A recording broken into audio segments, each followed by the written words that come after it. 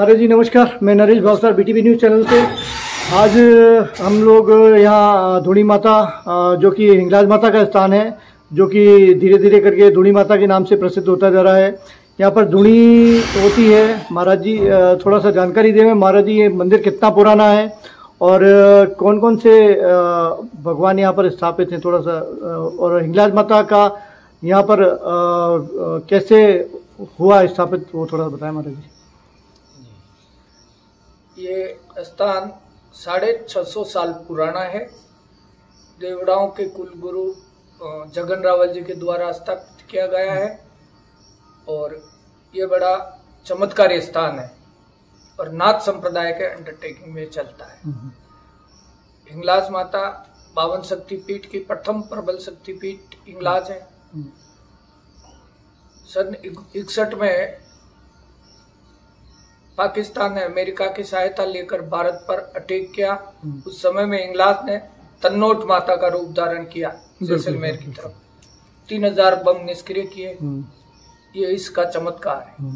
यहाँ पे 650 साल पहले जगन रावल जी महाराज ने स्थापना करी, जो नाथ संप्रदाय से जुड़े हुए थे।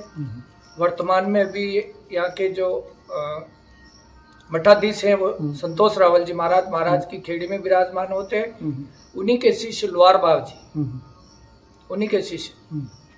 तो लवार बाव जी में भी बड़ा चमत्कार था और लवार समाज का भी सर्व समाज का योगदान है, लेकिन लवार समाज का भी बहुत बड़ा योगदान है इसमें। लवार समाज अभी कालिका माता के मंदिर में अग्रिम मंदिर बना रहे हैं और उसमें सर्व समाज का योगदान भी रहेगा। उसमें देवड़ा नोबल सोसाइटी का भी योगदान है और सर्व समाज का योगदान है। यहाँ पर हिंगलाज माता के साथ राज भैरव विराजमान है, जो उदय सागर के जो बेरू जी हैं वो यहाँ माता के साथ में। ऐसा एक दुर्लभ स्थान है, यहाँ पे बेरू जी साथ में कहीं है नहीं।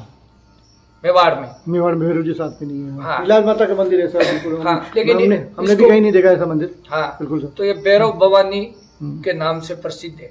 राज भैरव और भवानी के नाम से प्रसिद्ध है। इसको धूणी माता। तो ये राज भैरव जी इनके साथ में ही आए थे, क्या था इसलिए? देखो हिंगलाज माता के साथ में क्या था इसलिए? भैरव वैसे तो ये पार्वती है। पार्वती सती हुई जब राजा दक्ष ने यज्ञ किया था, उस समय में महादेव को नहीं बुलाया। पार्वती अपने जिद करके जो यज्ञ के अंदर चली गई, तो पिता ने उनका थोड़ा सा अनादर कर दिया, शिव जी का स्थान नहीं देखा। तो पार्वती क्रुद्ध होकर के अग्निकुंड में कूद गई, जलने लगी। शिव जी प्रकट होकर के उसको अपने कंधे पर बिठा के ले गए। तो उस समय विष्णु भगवान भी मौजूद थे। उनको पता था कि अब ये 52 शक्तिपीठ बनने वाला। तो उन्होंने अपना सुदर्शन चक्र चलाया, इसके जलती हुई लाश के 51 टुकड़े हुए, 52 टुकड़े हुए। तो 52 शक्तिपीठ आज मौजूद है। उसमें प्रथम ब्रह्मरुद्र गिरा, जिससे हिंगलाज प्रकट हुई। तो सभी देवियों में प्रथम देवी हिंगलाज का स्थान है। इसकी शुद्ध पूजा है। इसमें यहाँ कोई बलि प्रथा का कोई नियम नहीं है, न किसी प्रकार की कोई चीज यहाँ चढ़ती। इत्र चढ़ा सकते हो, पुष्प, फूल, माला, मीठी प्रसादी कर सकते हो।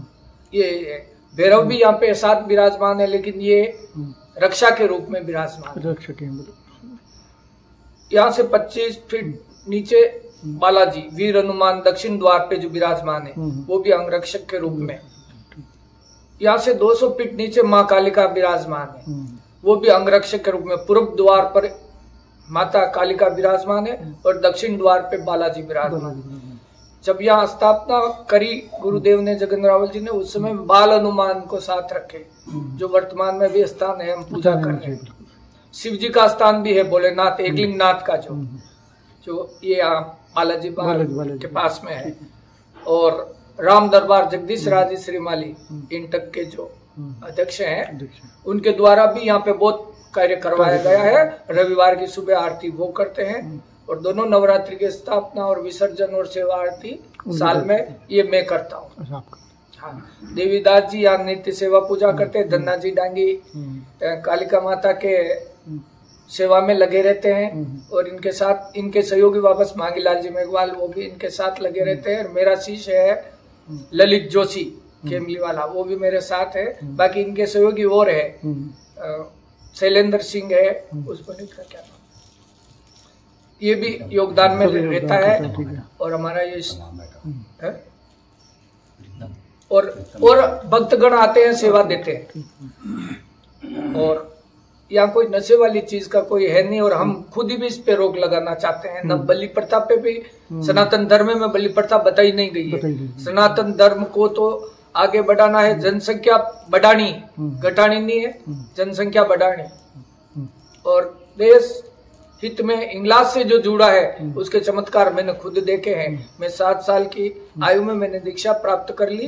आज मेरे 45 साल हो गए। 45 साल हो गए।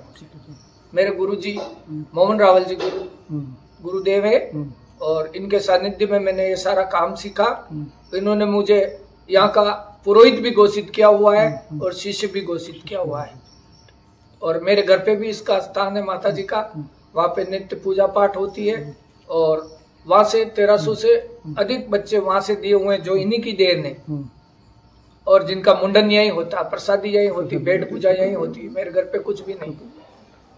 और जटिल से जटिल समस्या इंसान की ये पल भर में हल कर सकती है, अगर इंसान दिल से माने तो। अंधविश्वास में नहीं रहे, चमत्कार है उसको समझे और उस नियम से चलेगा तो उसका उद्धार हो जाएगा। नहीं संतान को संतान, रोजगार नहीं है तो उसको रोजगार, किसके असाध्य रोग है तो उसको रोग का निराकरण इनके आशीर्वाद स्वरूप विभूति से हो जाता है। धुनी में क्या है? आग है। आग में क्या है? विभूति। विभूति से इसका इलाज होता है। और ठीक है, बहुत बहुत धन्यवाद महाराज जी।